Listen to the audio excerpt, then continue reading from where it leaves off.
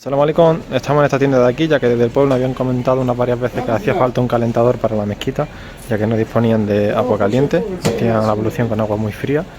Alhamdulillah se ha podido comprar y lo llevamos para allá, inshallah, también.